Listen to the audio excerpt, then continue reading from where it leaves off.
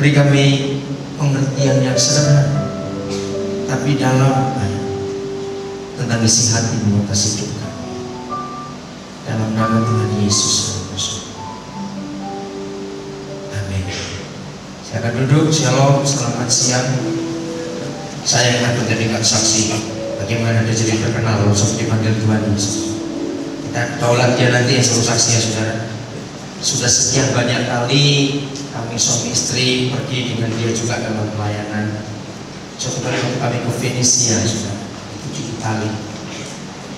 Di situ nggak ada orang Indonesia. Kami lagi foto-foto. Tiba-tiba ada orang yang ngerti bahasa Indonesia. Adon. Kami semua mulai ini di Venesia kok ada orang kenal Adon. Nah ternyata mereka itu anak buah kapal cruise yang lagi berlabuh ke sana. Kami didengar di stasiun kereta api, kami akan menuju suatu kota. Kami lagi tunggu bis. Jadi ada dua orang lagi. Itu Adon. Saya tuh baru sadar kalau dia itu terkenal. Satu kali kami ada di kota Philadelphia di Amerika. Kami di satu toko yang gede di sana. Ketemu orang lagi. Dia bilang, itu Adon itu. Nah, tapi dia rendah hati. Tapi dia luas. Tadi ada yang tanya di belakang, kenapa dia nggak mengeluarkan album lagi? Ya, ternyata grup Bis Jam ini ada yang sedang kuliah ke luar negeri dengan master. Doakan supaya dia segera bisa rekaman itu saja yang terbetul dia. Belum punya album sendiri dia. Nah, dia bilang menyelesaikan album. Jadi nanti yang mau kenal dia dekat, nggak mau takut dia nggak gigit. Tidak apa-apa dong kalau kamu nyanyi lagu, saya pulang boleh. Saudara tahu kan lagu terkenal dari Bis Jam ini kan? Pujangga ya. Nanti kamu nyanyi. Oke, baik, mari kita belajar firman Tuhan ini. Pertanyaan yang paling sering kita tanyakan dalam hidup ini, saudara, setelah kita menjadi Kristen sekian lama. Ya, perhatikan. Pertanyaan yang paling sering kita tanyakan dalam hidup ini adalah seberapa jauh, seberapa dalam Tuhan itu berurusan dan terlibat dalam hidup saya. Ini pertanyaan yang penting. Saudara, kita semua pasti dikagetkan berita 2 Senin yang lalu ketika Pak Ishak Cipto, seorang hamba Tuhan, kecelakaan sampai menantunya meninggal. Berapa banyak SMS yang masuk ke saya? Pertanyaannya kan dia itu nabi, masa dia nggak tahu mau kecelakaan sebagainya. Nah, pertanyaan-pertanyaan seperti itu menyimpulkan sepertinya Tuhan itu kalau sudah Maha Kuasa, ya sudah kerjakan apa saja dia mau. Pokoknya yang baik dan enak untuk saya. Banyak sekali hal-hal yang jelek, yang tidak baik, yang tidak enak terjadi dalam diri kita.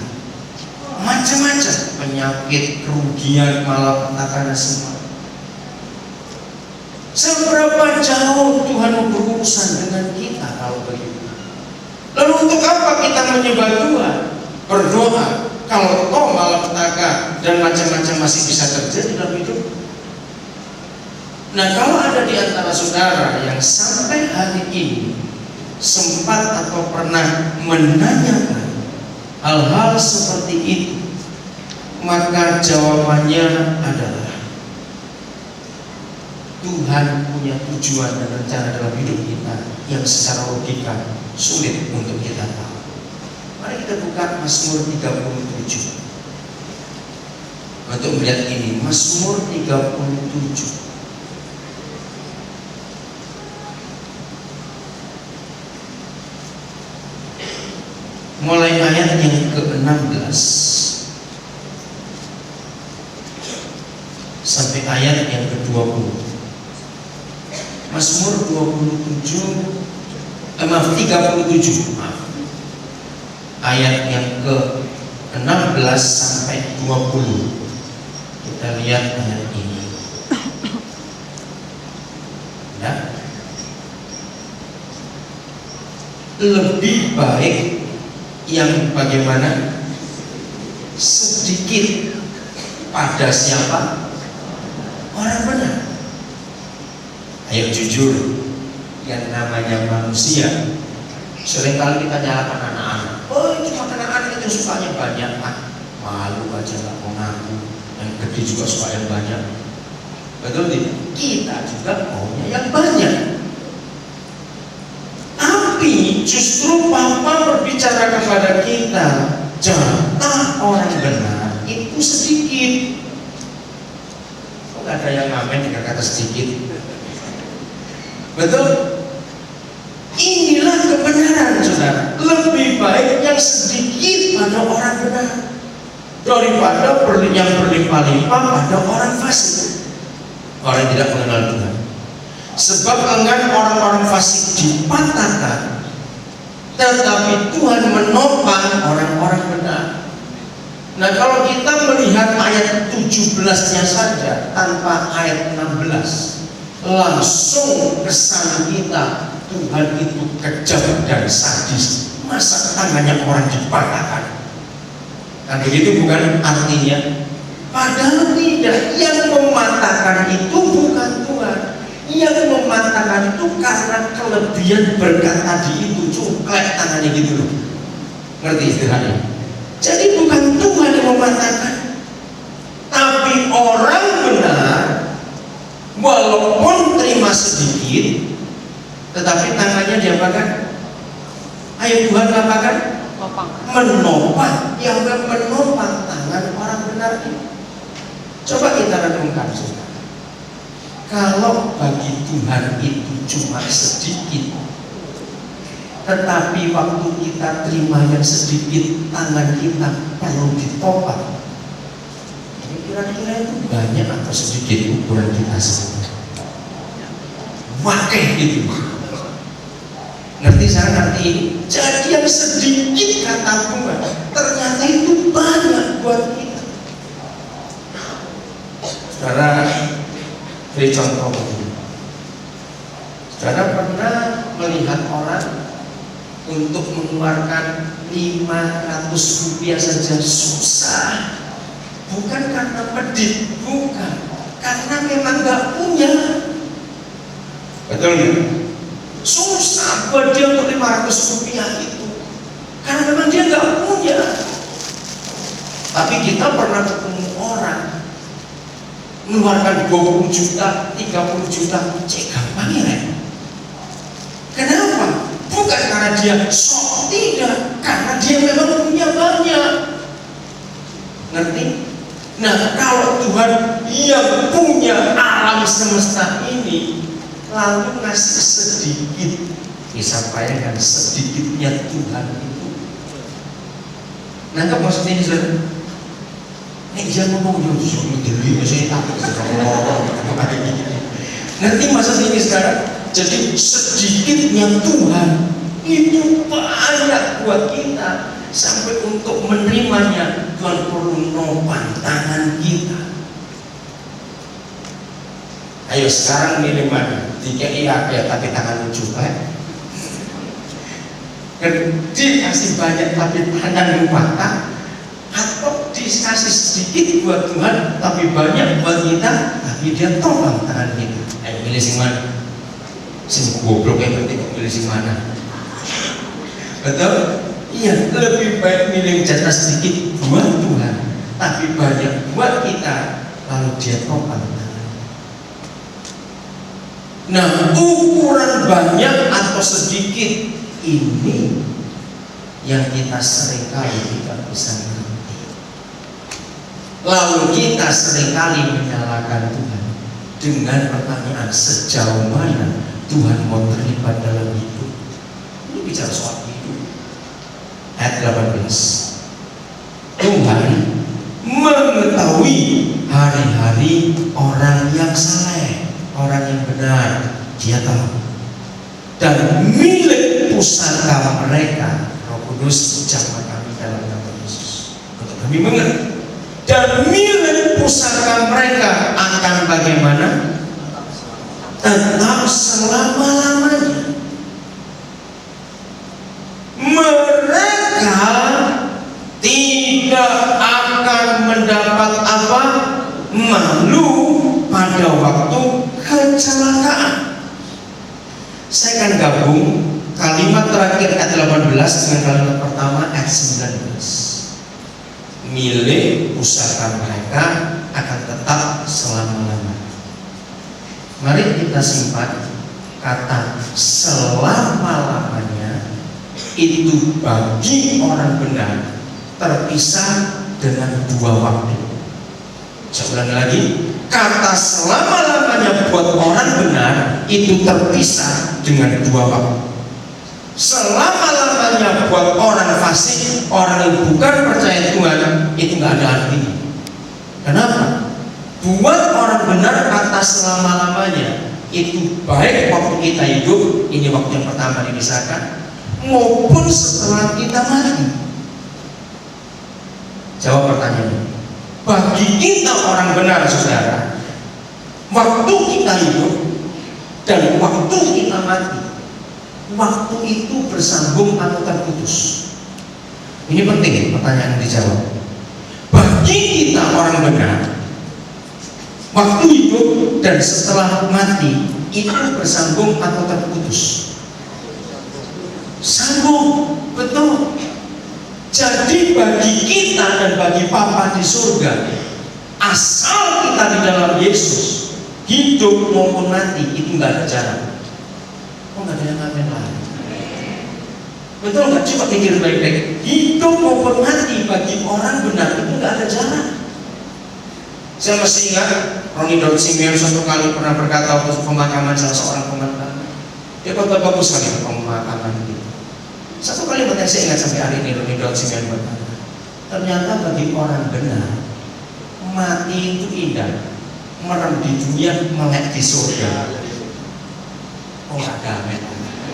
Nah, kalau saya takut mati, itu berarti belum Kristen. Belum, gimana nggak takut mati kalau belum kawin? Nggak ada urusan, nggak ada urusan dengan barang itu. Jadi bagi kita yang percaya Yesus, kata selama-lamanya itu nggak ada batas. Kalau bagi orang yang tidak punya pengharapan, itu ada batas. Nangkep ini sekarang, saya baca lagi kalimat tadi 18. Dan milik pusaka mereka, orang saleh tadi, akan tetap selama-lamanya. Saya mau tanya kepada saudara, kalau sampai saudara kecurian barang yang berharga, menurut firman ini, pusaka atau milik saudara tetap atau hilang? Ya, jawab pusaka. Menurut ayat ini, kalau kita kehilangan barang, tetap itu kehilangan atau tetap ada? Tetap. Seperti tadi, kalau ada kematian di dalam keluarga kita nggak kehilangan mereka, atau kita tidak kehilangan dia. Sebab orang benar tetap ada selama-lamanya. Jadi kematian buat orang benar tidak ada masalah. Saudara, sungguh saya mau katakan dengan tegas, apabila saudara mengaku Kristen tapi masih takut mati sampai hari ini, engkau belum Kristen. Orang yang takut mati itu pasti masih ada dosa dalam dirinya. Tapi saya pernah ketemu orang yang punya dosa banyak tapi nggak mati, itu karena pasti utangnya tidak sebanyak. Karena takut, gimana bisa mati saja sudah. Tapi kalau kita orang benar, jangan takut dengan kematian, sebab tidak ada batas. Maka itu ayat 19 menyebutkan, walaupun dapat kecelakaan, nggak akan malu. Karena nggak ada artinya, hidup maupun mati itu sama. Terus ayat kalimat terakhir 19 ini harus dimengerti betul-betul dalam nama Yesus. Ayo kita baca bareng-bareng ya. Ayo, satu kalimat terakhir, dua kalimat pada ayat 19. 1, 2, 3. Dan mereka akan menjadi kenyang pada hari-hari kelaparan. Gak ada yang amin.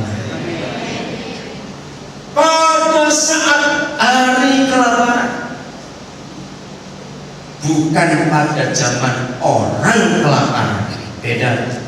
Kalau pada zaman orang kelaparan, belum tentu semua orang lapar. Karena orang yang kelaparan Tapi kalau hari-hari kelaparan, berarti memang itu waktunya kelaparan. Berarti semua orang itu lapar. Tapi niat orang saleh, niat orang benar, justru kita menjadi kenyang. Sulit dimengerti secara logika. Bagaimana mungkin? Memang ini waktunya orang lapar. Susah.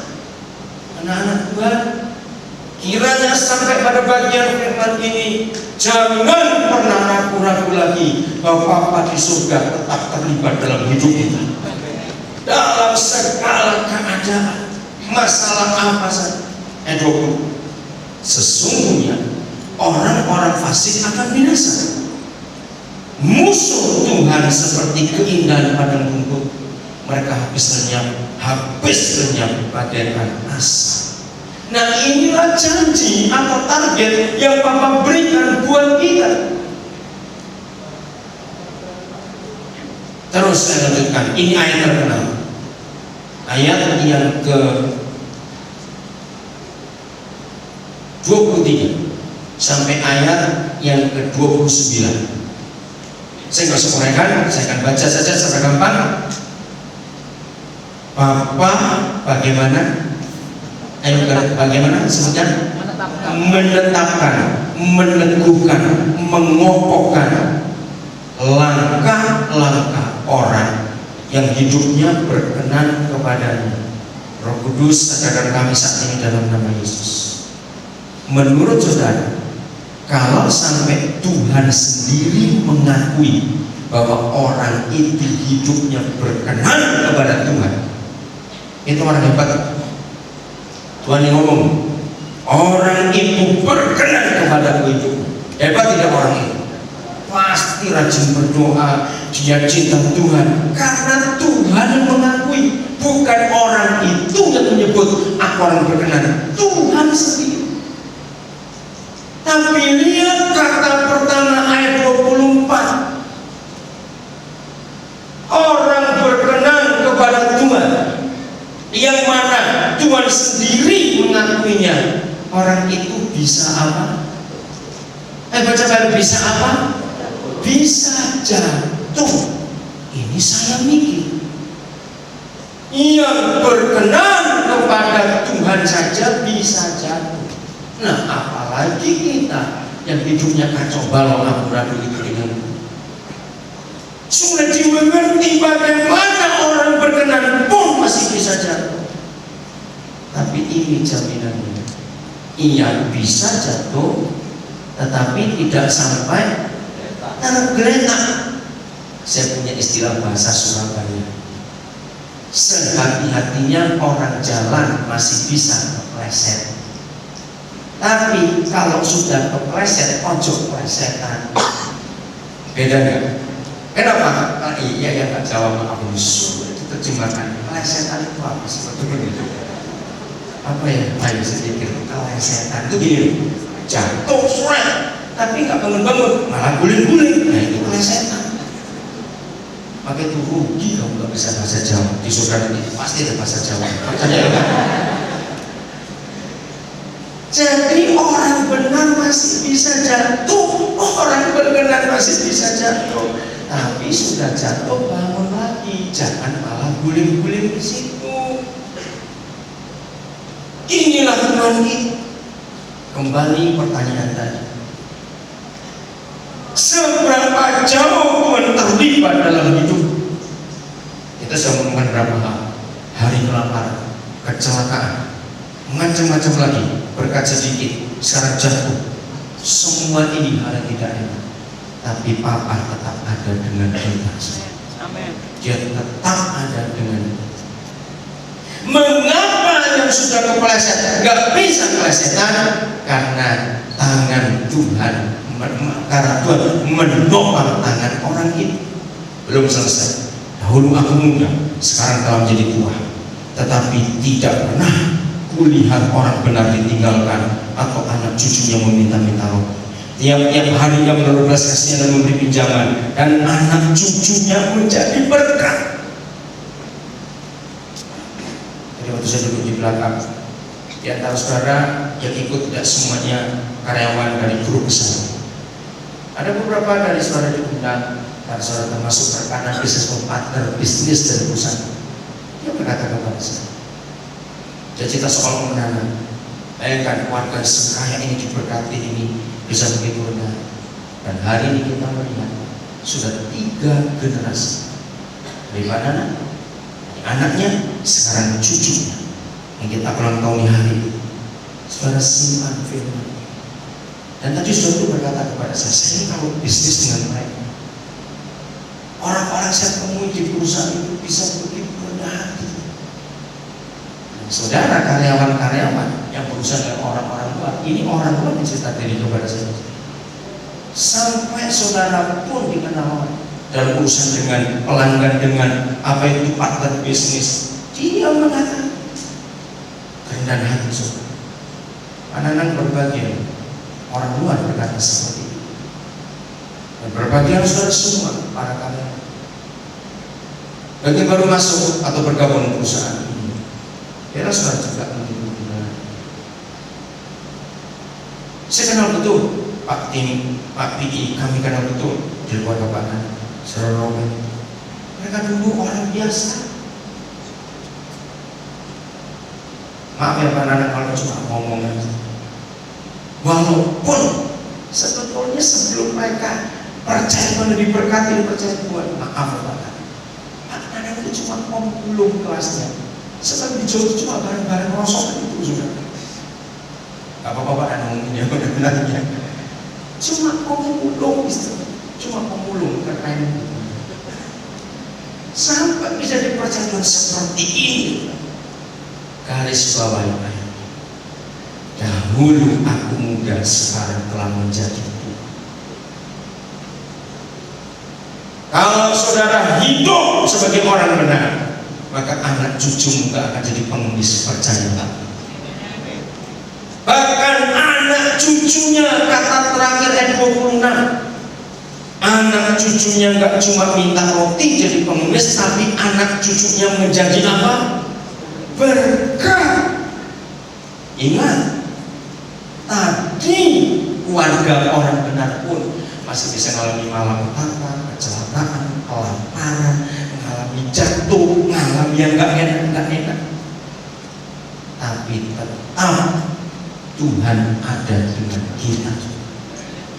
Jadi jangan ragu-ragu lagi untuk mempercayai Bapa kita mau tetap terlibat dengan kita sampai ke anak cucu kita. Ini yang Tuhan rindu. Ayat 27. Nah, persyaratannya jauhilah yang jahat. Saudara, banyak orang luar negeri sulit bisnis dengan Indonesia. Kenapa? Karena hampir kejadian terulang terus. Bisnis dengan orang Indonesia bagi orang asing itu suka dicurangi. Sekali dunia bisnis itu dikenal ada curang. Mau pakai nama apa saja perusahaan, dan kalau orang itu tetap di situ, maka orang lain tidak bisa. Ya atau tidak? Ini dunia bisnis. Maka itu pegang firman itu. Selama saudara dan saya tetap hidup jujur menjauhi kejahatan. Kata lain adalah nipu dan dibaca pada kamu. Kalau kata curang masih kelihatan enggak keren. Nipu. Orang yang pernah nipu dalam usaha atau bisnis enggak akan pernah bisa dipercaya. Enggak. Dan dia sudah pakai prinsip itu sejak ribuan tahun yang lalu. Jauhilah yang jahat, lakukan yang baik. Hasilnya enggak main-main, maka engkau akan tetap tinggal untuk selama-lamanya. Sebab Tuhan mencintai hukum, artinya keadilan. Ia tidak meninggalkan orang-orang dikasihnya sampai selama-lamanya. Mereka akan bagaimana? Terpelihara. Tapi ingat, dari ayat 16 kita sudah baca, ada malapetaka, ada kecelakaan, ada kelaparan, ada macam-macam hal yang tidak enak dalam hidup. Tetapi jaminannya sampai selama-lamanya mereka tetap termulia. Tetapi anak cucu orang-orang fasik, orang jahat akan dilenyapkan. Mari kita baca sama-sama 29. 1, 2, 3. Orang-orang benar akan barengan suaranya kayak orang bisu. 1, 2, 3. Orang-orang benar akan warisi negeri dan tinggal di sana senantiasa. Amin. Nah, ini yang Tuhan sediakan buat kita. Maka jawabannya kalau saya bertanya, sejauh mana Tuhan terlibat dengan hidup kita? Ya sejauh selama kita hidup di dunia, akan sampai kita mati nanti, asal kita dalam kebenaran. Malahan anak cucu kita pun diberi jaminan oleh Tuhan. Jadi kalau kita sudah mati, anak cucu kita masih ada, itu pun tetap diberi jaminan oleh Bapa di surga. Sampai pada ayat ini, maka pembacaan kita artinya jangan takut. Kalau sekarang saudara merasa miskin, jangan takut bahwa saudara akan miskin terus. Akan ada waktunya Tuhan mempermuliakan saudara.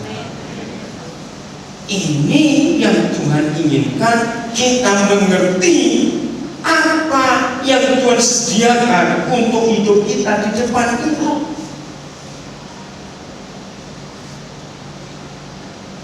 Saudara, sudah sekian puluh tahun saya hidup sebagai hamba Tuhan.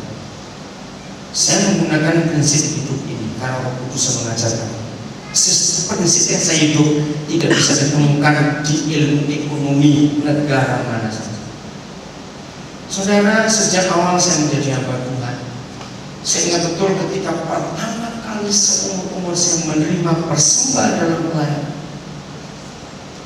Tiba-tiba Roh Kudus mengingatkan untuk orang yang susah.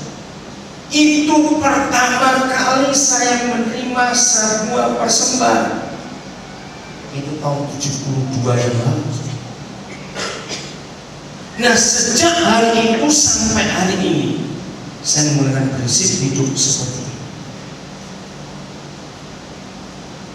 Bulan yang lalu tanggal 4 Maret itu hari Sabtu, anak kami yang ke-27, tapi bukan yang nomor 27, lain. Anak kami yang bergelar master yang ke-27 itu di wisuda. Jadi masih ada ratusan. 4 Maret yang lalu dia lulus dari ITB Bandung dengan nilai yang cukup baik. Dia ngambil jurusan elektroinformatika. Waktu dia nulis tesisnya, saya tanya, namanya Dedi, apa yang kamu buat untuk kamu bergelar master ini? Maka dia adalah orang pertama di dunia ini, karena untuk master sebelum buat itu mesti perguruan tinggi menanyakan. Nah, sekarang lebih gampang lewat internet. Ada orang yang pertama menemukan alat ini? Karena kalau sampai sudah ada, nggak diterima untuk masternya. Dia adalah orang pertama di dunia yang menemukan sebuah alat. Kirim SMS memakai bahasa sandi, lalu yang terima boleh yang bisa buka apa arti SMS. Terus saya kagum pada dia. Saya tanya, Dek, dari mana kamu bisa punya ide? Karena saya tahu segala sesuatu sebelum diciptakan bendanya pasti ada idenya. Apa yang ada di benakmu sehingga kamu bisa ciptakan alat itu? Jawabannya sederhana. Ketika saya mendengar kabar penculikan para misionaris di Filipina Selatan dan di Iran dan di beberapa tempat yang lain, bagaimana supaya SMS mereka nggak sampai kebaca kalau menggunakan bahasa resmi. Oh ya, kamu punya ide itu. Dia menemukan itu untuk masternya. Dari 27 master anak-anak kami ini, yang master 27, yang S1 saya nggak hitung berapa ratus. 5 sekarang sudah ngambil doktor. Yang 2 di Malang itu perempuan. Yang 1 perempuan juga di UI, Imam Wijaya, yang UI di Jakarta. Yang 1 lagi, yang keempat ada di Prancis. Yang kelima lagi ada di Kuala Lumpur. 99% anak-anak itu kami tidak masukkan ke teologi. Saya itu paling gak suka nyetak teolog dan nyetak pendeta, tapi ribut gereja kebanyakan mereka itu. Lebih baik nyetak orang-orang pintar di Indonesia. Nah, Deki ini dari satu kampung, namanya Kecamatan Keraya, Kabupaten Muara. Saya punya 2 rumah di sana. Orang-orang kaya tinggal, namanya suku Lindaya.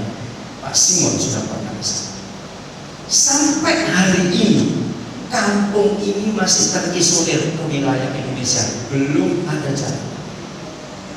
Satu-satunya kota terdekat mereka, kota besar, itu namanya Tarakan. Pernah ada orang tua mereka jalan kaki 2 bulan baru nyampe. Mereka lebih gampang akses ke Sarawak, Malaysia. Saya kalau ke sana pasti saya ke Malaysia, sebab cuma jalan kaki, nggak pakai paspor, cuma tinggal KTP. Saya naik mobil dari Bakalan itu kota pertama di Sarawak, Malaysia. Jadi keren, kalau negeri jalan kaki, ayo mbak, luar biasa.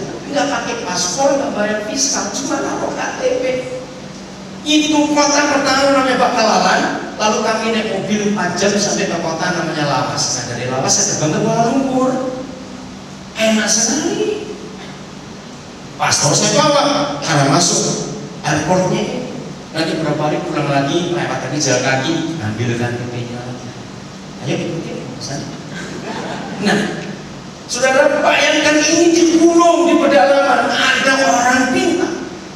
Dari suku itu kami juga berhasil menyempalkan seorang pilot sekarang masih di Amerika, namanya Hermus Dan. Orang kaya. Nah, saya cuma cerita 14 April 2001 itu hari bersejarah buat kampung ini. Waktu itu kan ada di sana. 2 hari sebelumnya Pak Camat bilang, camatnya waktu itu masih muda, belum menikah.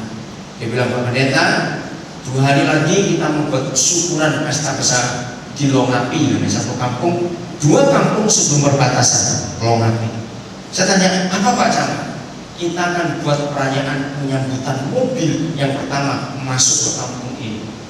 Bayangkan 14 April 2001 itu baru ada mobil pertama masuk ke kampung itu dari Malaysia.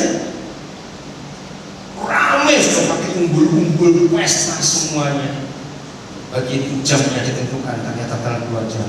Ketika dari jauh kelihatan debu mulai mengepul, orang bersosok ribut sorak-sorak. Yang lewat baru 1 mobil Jeep Willys tahun 63. Itu disambutnya meriah sekali. Ada sejarah, ada mobil masuk kampung itu. Begitu terisolernya kampung itu. 9 Desember 2003 itu pertama kali saya ngajak UX Band ke kampung itu, tapi di Long Umum, bukan ibu kota kecamatan. Kecamatannya nama Lombawan, ini Long Umum. Kampung lebih dalam lagi. 8 Desember kami mulai KKR. Beludak, gereja nggak muat. Mereka jalan kaki yang paling jauh dari kampung namanya Pak Nyambung. Saudara, mereka jalan 15 jam baru sampai ke kampung itu. Nggak ada transport, nggak ada motor. Itu anak-anak UX sampai menangis dan mereka jalan kaki begitu jauh hanya mendengar mereka orang kota. Mereka naik maaf dari Tarakan langsung ke Long Umum. Lalu usul panitia, lebih baik ini gereja dibongkar dindingnya supaya orang bisa banyak masuk. Tapi panitia bilang, Pak, di samping kiri gereja ada SD, gedung SD pakai panggung karena dari kayu. Baik, kalau besok ini kita pindah. Jadi panggungnya itu langsung ruang kelas SD kita buka, lalu jemaat duduk aja di bawah di atas pasir. Nah, 9 pagi semua kami kerja. Waktu kami ingat 9 Desember 2003, waktu kami lagi kerja di kantor kepala sekolah ini, anak-anak US beberapa itu tertawa. Saya pikir ngapain mereka ribut-ribut di kantor kepala sekolah. Saya ikut masuk. Saya tanya, tertawa apa kamu? Mereka cuma muncul di atas dinding ruang kepala sekolah ada foto presiden dan wakil presiden. Ingat 9 Desember 2003. Yang tersenyum gagah itu masih Pak Harto dan Pak Tris. Ini tahun berapa? Saya pikir ini 2003 sudah ganti Habibie, sudah ganti Megawati. Kok yang tersenyum masih 2 orang? Kepala sekolahnya Pak ini, saya tanya Pak ini, kenapa nggak diganti? Sampai sibuk kerja. Dia bilang diganti, nggak diganti, nasib kami sama saja. Saya jawab dengan jawaban yang betul juga. Sedangkan masih begitu tertinggal ya desa itu sampai hari ini. Ada orang-orang hebat kan. Sejak saya masuk ke kampung itu bersama istri saya pertama masuk kami saudara tanggal 23 Maret 23 Mei 95 pertama kali kami masuk kampung itu langsung kami jatuh hati sampai hari. Maka dari 95 sampai 2006 sudah 7 master yang saya luluskan dari suku itu dan 1 pilot. Sekarang ada 2 dokter yang sedang kuliah dari suku. Saya belum pernah ketemu satu suku begitu hebat. Nah, saya ceritakan ini supaya saudara tahu. Papa kalau memberkati kita itu harus tahu outputnya. Cara terima. Berkat Tuhan kepada kita sudah baca sekian banyak ayat tentang bagaimana Papa memberkati. Malapetaka, kecelakaan, kejatuhan macam-macam jangan ditakuti, bahkan kematian pun jangan ditakuti, karena berkatnya tetap melimpah untuk kita, walaupun sedikit jumlahnya bagi dia, tapi itu banyak bagi kita. Jangan lupa nilai tangan cuklet atau tangan ditopang, jangan lupa berkat ini. Ini prinsip yang ada. Kalau tidak tanganmu patah nanti. Maka semua berkat yang Papa sediakan buat kita itu selalu diukur outputnya ke siapa. Kalau kata kemana itu artinya kepada barang, tapi kalau ditanya outputnya ke siapa, berarti ini kepada jawab kepada orang. Setelah Papa melihat cara saya hidup sampai kami menikah juga, cara kami outputnya itu jelas. Maka itu kami bisa nyekolahkan sekian banyak anak dan kami bisa berbuat sesuatu untuk banyak tempat. Karena outputnya. Nah, sebelum saya teruskan, jadi ilmu yang saya pakai dari Tuhan, sistem atau prinsip yang saya pakai. Saya itu selama jadi hamba Tuhan sejak terima persembahan yang pertama kali, saya tidak pernah menghitung pemasukan saya. Yang saya hitung pasti pengeluaran. Nah, dalam ilmu ekonomi nggak bisa. Yang dihitung itu mesti pemasukan dulu, baru mikir pengeluaran. Berapa kali saya ketemu ahli ekonomi, saya jawabnya gampang. Masalahnya buat saya pemasukan itu nggak pernah pasti, pengeluarannya pasti. Jadi yang bisa dihitung yang pasti. Betul nggak saudara? Tapi Tuhan menghidupi kami sampai hari ini dan bisa. Tidak ada teori ekonomi dalam bentuk apapun. Season ini bicara mau dibawa kemana hidup kita ini sesungguhnya. Apa sasarannya? Apa yang ada di depan kita yang untuk kita capai? Maka jawabannya, Tuhan mau terlibat dalam semua bentuk segi kehidupan kita untuk memberkati, walaupun ada malapetaka, walaupun ada kecelakaan, walaupun ada yang enggak enak. Tapi setelah diberkati, outputnya untuk siapa harus jelas. bagi saudara pertama kali mendengar kebenaran ini, ayo kita pikirkan ini baik. Saudara, sungguh ini satu anugerah Tuhan yang luar biasa. Maka itu hidup ini akan jadi bergairah, akan excited, akan punya satu dorongan setiap hari. Karena setiap hari kita akan melihat Tuhan itu luar biasa. Dahsyat sekali, Bapak. Besok mungkin anaknya akan datang. Kalau dia bisa datang, saya suka kontak dia. Karena sekarang dia kuliah di mana. Saya mau ceritakan ini, supaya saudara punya gambaran. Tanggal 5 Maret tahun yang lalu, jadi baru setahun lebih sekian, sebulan. Saudara, waktu itu kami di Kendari, dan UXBank kami berada di Kendari. Hari itu, hari pertama kami buat acara di restoran. Baru besoknya tanggal 7-8 kami ada di gedung Kode. Waktu UXBank memberi acara tanya jawab, itu acara anak-anak muda. Penanya ketiga, ternyata dia bukan Kristen. Karena dari cara ngomong jelas dia bukan Kristen. Lalu panitia sempat agak kaget, kenapa ini orang bisa masuk ke sini?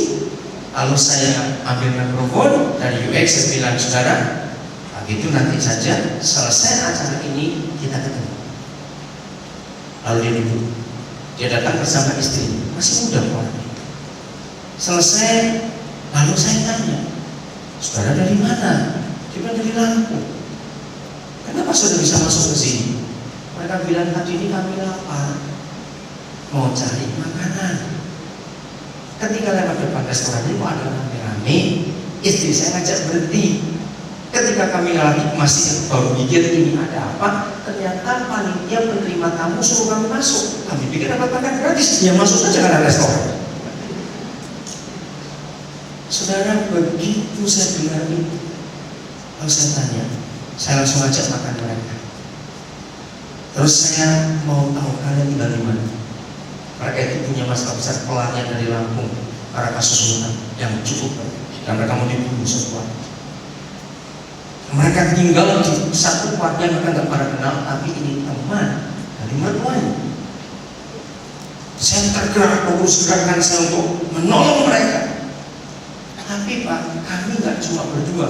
Terus ada bapak, ada ibu, dan ada adik bungsu. Di mana mereka? Di Jakarta. 2 minggu lalu ini nomor teleponnya. Langsung saya pakai HP saya telepon. Ternyata masih ada di sini. Besoknya 3 orang ini kan kejar dia. Entah apa, pokoknya mereka mau melarikan diri, mau cari hidup bisa. Malam itu pas saya bisa telepon. Lalu saya cerita anak bapak dan mantu bapak ada di Kendari ketemu saya. Waktu mereka saling bicara anak dan bapak itu mereka saling menangis karena mereka sudah lama terpisah, nggak tahu ada di mana. Dalam kejar-kejaran orang itu, langsung ringkas cerita saya berkata kepada bapak itu, saya mau siap menolong sekeluarga bapak, tapi harus ikut dengan Nabiri untuk kami tolong. Dia tanya, Nabiri itu di mana? Saya bilang di Papua. Oh, jauh sekali. Saudara, saya terangkan macam-macam begini. Terus dia bilang, bapak kan belum kenal kami. Kenapa bapak boleh menolong kami? Kata itu menyadarkan saya bahwa ternyata orang itu hidup selalu penuh dengan curiga. Langsung saya katakan, Pak, buat saya nolong orang itu nggak ada sukunya, nggak ada agama. Selama orang itu adalah manusia, saya berhak untuk. Jadi kami mau disuruh apa? Ya Bapak cari hidupnya baru di sana. Ada banyak lapangan kerja kita. Setelah bulan Novembernya tahun 2004, kami itu baru beli rumah satu lagi, tapi masih kosong. Ini lalu saya hitung jadwal kapal, itu tanggal 5. Jadwal kapal tanggal 16 dari Jakarta ke Nabire.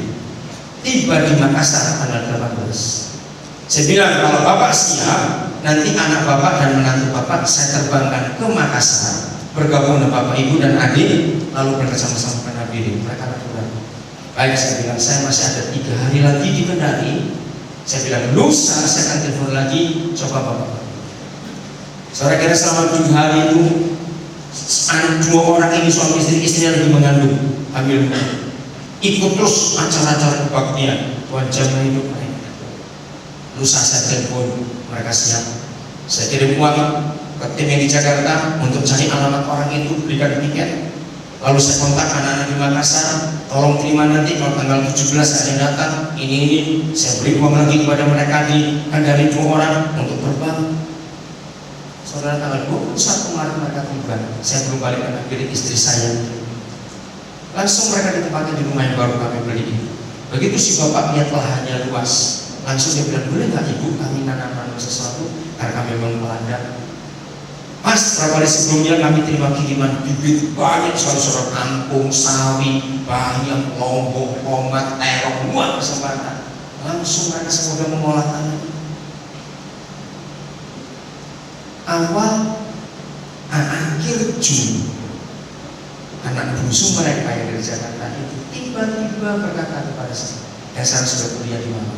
Ambil geografi. Saya mau percaya Yesus yang dibaptis. Kami nggak cerita soal Tuhan, nggak ngomong soal agama, tidak. Kami yang menolong saja. Begitu kami dengar dia minta dibaptis, kami konseling, kami lain, langsung saya baptis. Saudara, awal Juli anak itu lahir. Kami biayai kelahirannya, kami ongkosi ke rumah sakit. Anak laki yang lahir. Saudara, hebat sekali Tuhan. Akhir Juli, ternyata bapak ibunya yang mengaku percaya. Kami juga mau percaya Yesus untuk dibaptis. Langsung kami baptis.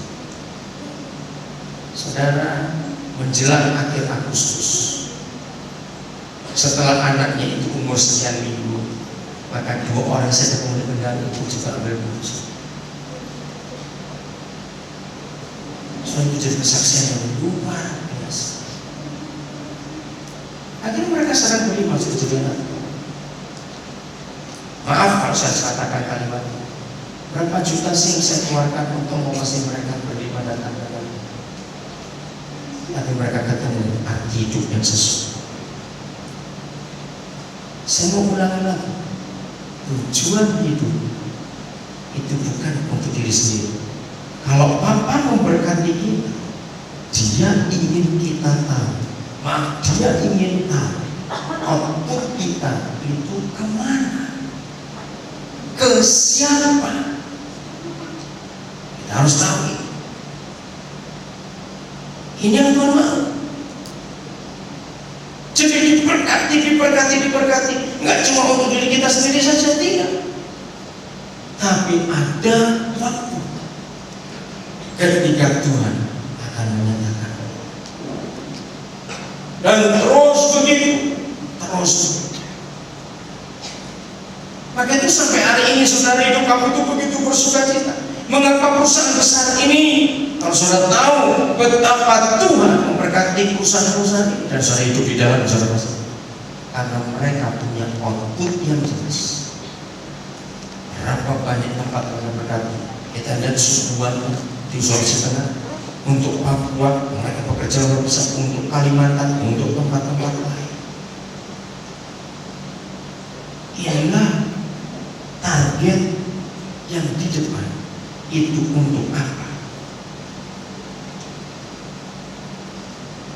Saya akan akhiri dengan kebenaran. Yesaya 47. Yesaya 47. Kiranya saudara menangkap betul firman ini. Yesaya 47. Mulai ayat yang ketiga. Mulai ayat yang kedua. Bait suci yang dilihat Yesaya pada Isa ini. Saya mau tanya kepada saudara, menurut perjanjian baru, siapa yang disebut bait suci Tuhan? Tidak tahukah kamu bahwa titik-titik adalah rumah Tuhan, bait Roh Kudus? Siapa itu? Tubuhmu, yaitu kita. Nah, dalam peristiwa Yeskiel 47 ada sebuah nubuat yang luar biasa. Ayat 2 saya akan baca.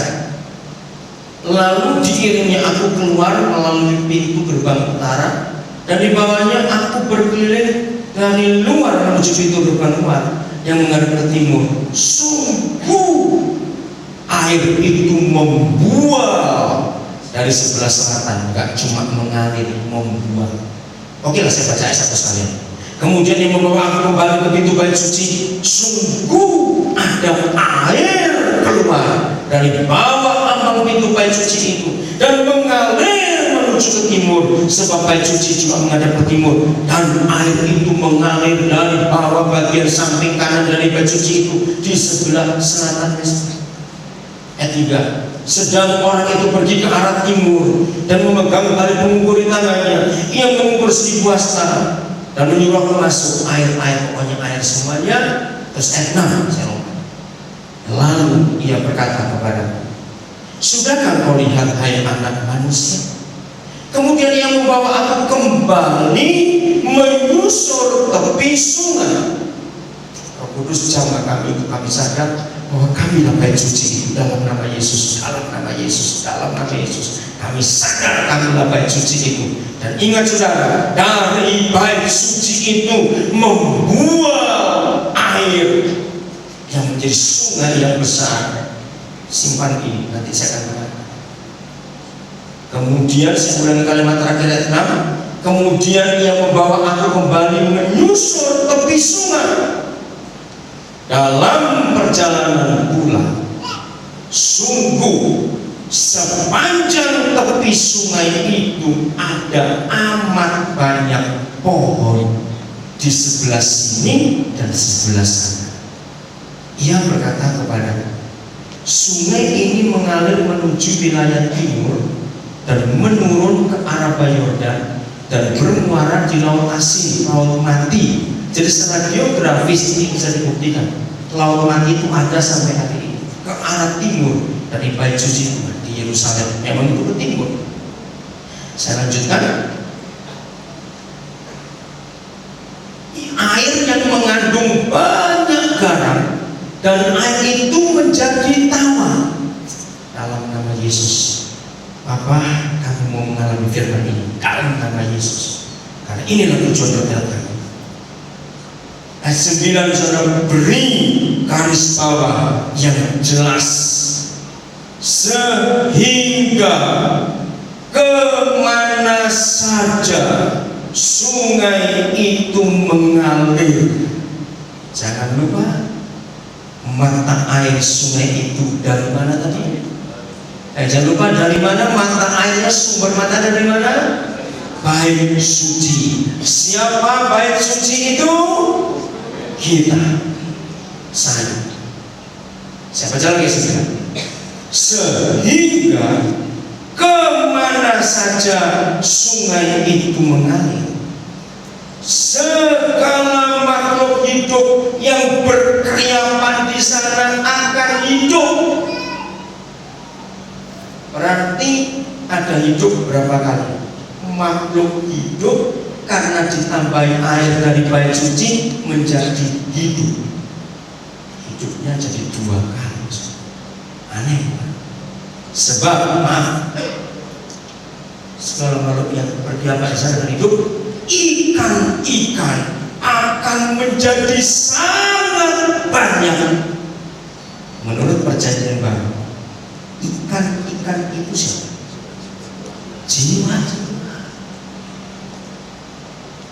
Simpan firman. Saudara kerja apa saja asal bukan maling, pokoknya. Kalau hidup kita benar, maka jiwa-jiwa akan datang kepada Tuhan lewat hidup kita. Harus selalu baik. Saya ulangi lagi. Ikan-ikan akan menjadi sangat banyak. Ini lebih hebat kalimat berikut. Sebab kemana saja air itu sampai, air laut di situ menjadi tawar, dan kemana saja sungai itu mengalir. Kita baca sama-sama. 1, 2, 3. Semuanya di sana hidup. Ini kekristenan, saudara, yang bukan sebuah agama. Katakan amin. Di mana ada orang benar, di situ harus ada kehidupan, bukan kematian. Kemana saja kita pergi membawa kehidupan Kristus, air itu memancar dari bait suci. Belum selesai ayat 10. Maka saya kagum pada nubuatan pasal 47 Yesaya ini. Maka penangkap ikan penuh sepanjang tepinya, mulai dari En-Gedi sampai ke En-Eglai. Daerah itu menjadi penjempuran bukan atau jaring-jaring jalan-jalan itu. Dan di sungai itu ada berjenis-jenis ikan, jiwa-jiwa seperti ikan-ikan di laut besar, sangat banyak. Tetapi rawa-rawanya dan payah-payah yang tidak ditawar, hadir Tuhan, itu menjadi tempat mengambil garam. Di kampung suku Lundaya Krayan itu ada satu desa namanya Pak Kebuan. Itu kagum sekali kami pada kesana.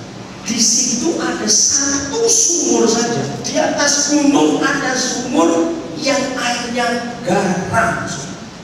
Dan garamnya langsung beriodium tanpa ditambah iodium. Dari gunung bisa keluar garam. Sudah berapa ribu tahun nggak pernah habis. Orang-orang Dayak dari kampung-kampung lain itu ngambil garamnya dari sini karena garamnya sehat sekali. Nah, secara medis dibuktikan kenapa orang-orang Krayan Pantai, karena iodium mereka cukup sejak mereka masih dalam kandungan, karena garam di sumur hadir Tuhan. Dan itu sumur ayat 11 ayat 12. Pada kedua tepi sungai itu tumbuh bermacam-macam pohon buah-buahan. Mari saya ajak menerawang jamu. Kalau ada pohon buah, mangga, jeruk, durian, singsak, manggis, semua pohon buah. Kalau mereka sedang berbuah, perlu nggak manggil orang untuk datang? Coba jawab, perlu nggak manggil orang untuk datang? Datang sendiri. Maka itu sering kalian punya pohon, sempat makan tonggo makan di siang. Karena buahnya kelihatan. Seperti itu tujuan hidup yang sesungguhnya. Ketika Tuhan memberkati kita, bukan cuma kita jadi sungai di mana kemana kita pergi semuanya kasih jadi tawar, ikan begitu banyak kemana saja kita pergi. Bukan cuma itu, di sebelah kiri kanan hidup kita yang adalah sungai Tuhan itu, dengar baik-baik, ada pohon buah-buahan sepanjang sungainya. Bayangkan kalau kita semua adalah sungai itu, hidup kita dibenarkan oleh Tuhan dan konsep kita sudah mengerti karena darah Yesus kita dibenarkan. Lalu pohon buah itu berbuah, orang gak akan tidak pasti datang ke bawah pohon buah. Ini kebenaran yang luar biasa. Belum selesai, yang daunnya tidak layu, belum selesai, dan buahnya bagaimana? Tidak habis-habis. Tiap bulan ada lagi buahnya yang baru.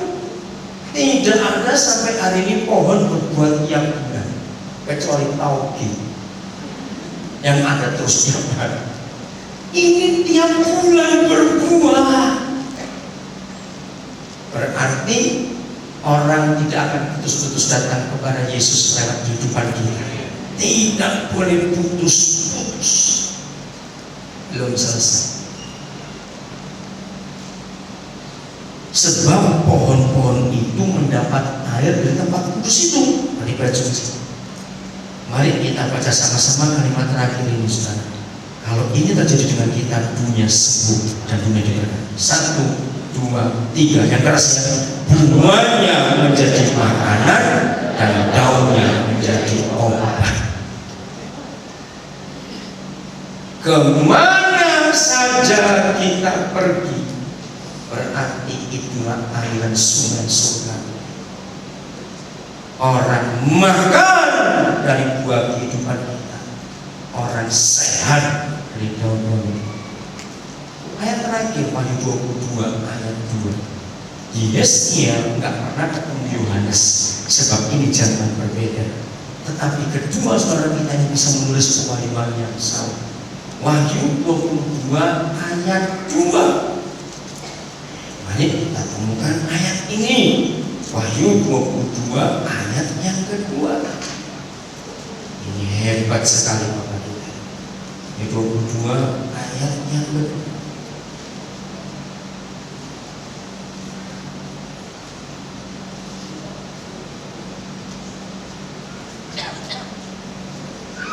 Ini bicara soal Yerusalem baru yang akan datang ke dunia, gereja Tuhan. Di tengah-tengah jalan kota itu, yaitu di seberang menyeberang sungai itu, ada pohon-pohon kehidupan yang berbuah 12 kali, tiap-tiap bulan sekali. Dan daun pohon-pohon itu dipakai untuk apa? Menyembuhkan bangsa-bangsa. Nyambung nubuatan Yesaya dengan Yohanes. Berarti Papa ingin hidup kita semua diberkati. Tapi ingat, harus ada outputnya yang jelas. Kalau kita cuma terima,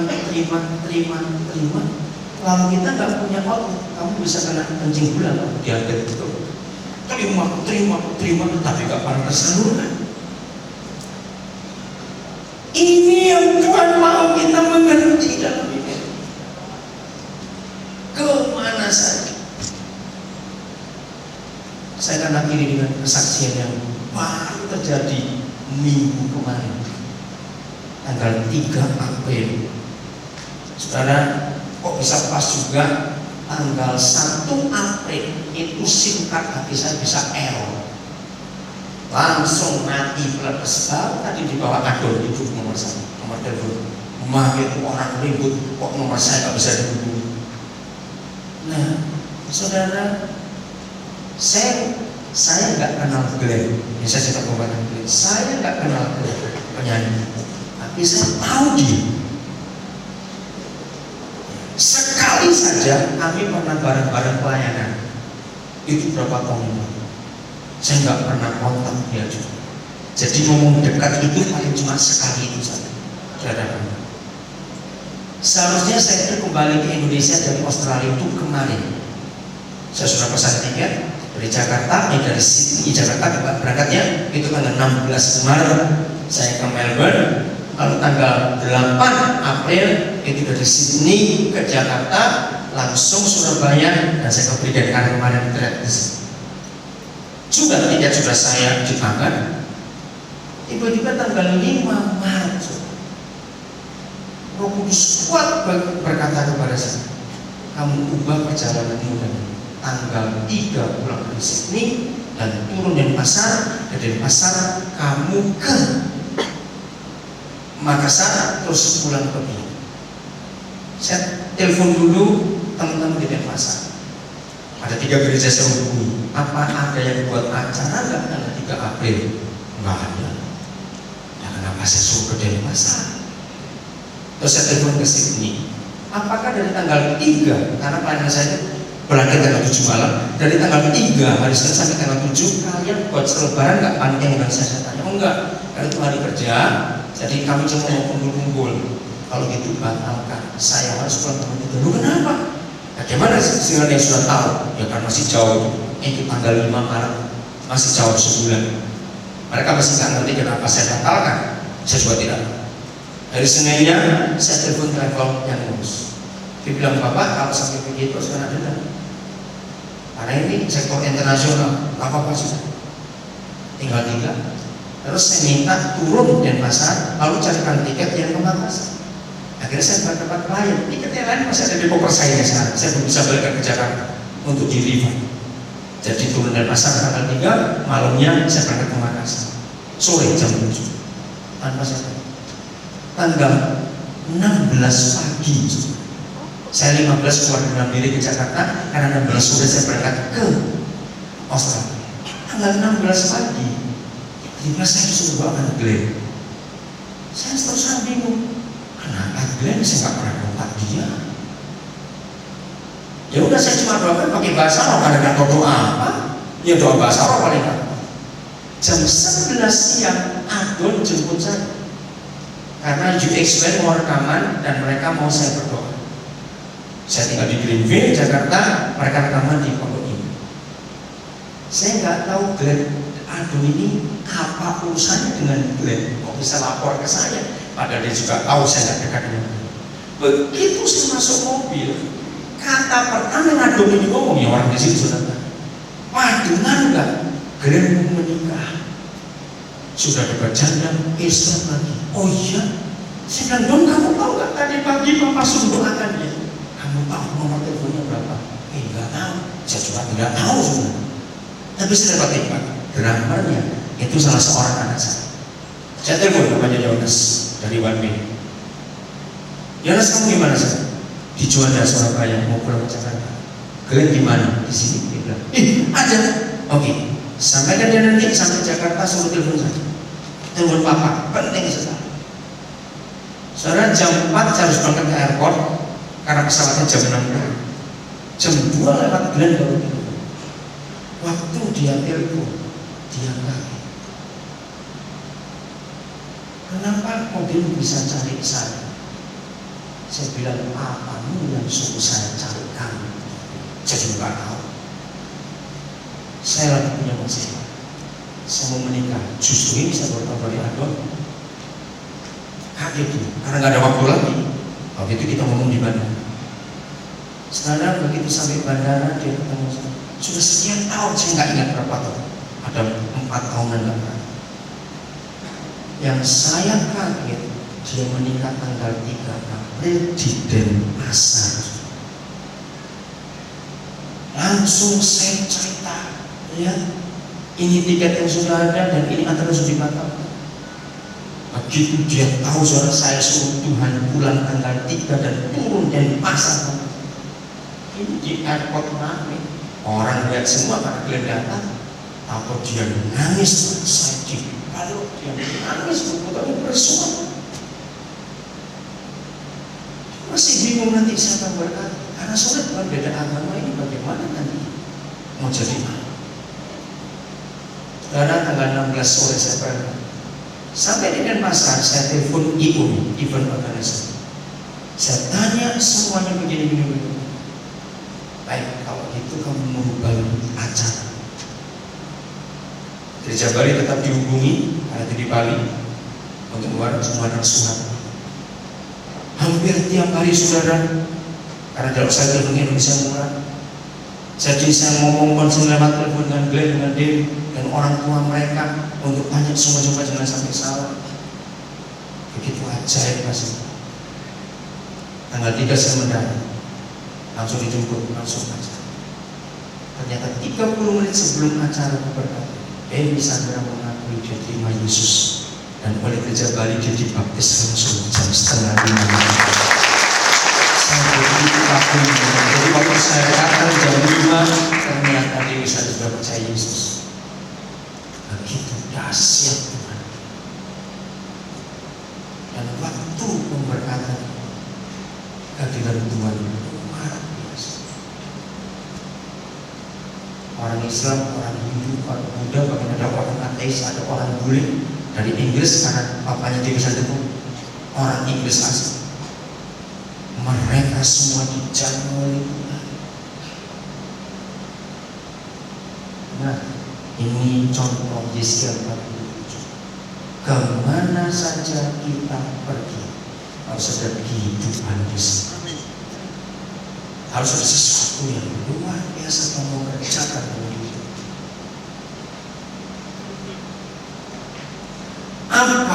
yang ada pada sore hari ini. Betapa berartinya hidupmu, bukan karena kau punya rumah besar, bukan karena mobilmu Mercy atau BMW yang bisa dibantu, tapi dengar kata, seseorang bisa berarti hidupnya kalau dia bisa berarti buat orang lain. Amin. Saya setuju dengan firman ini. Untuk apa kalau kita berarti cuma berarti buat diri sendiri dan keluarga sendiri saja dan tidak punya dampak pada orang lain? Maka itu bukan arti sebuah hidup. Mari kita mengambil itu. Adon kalau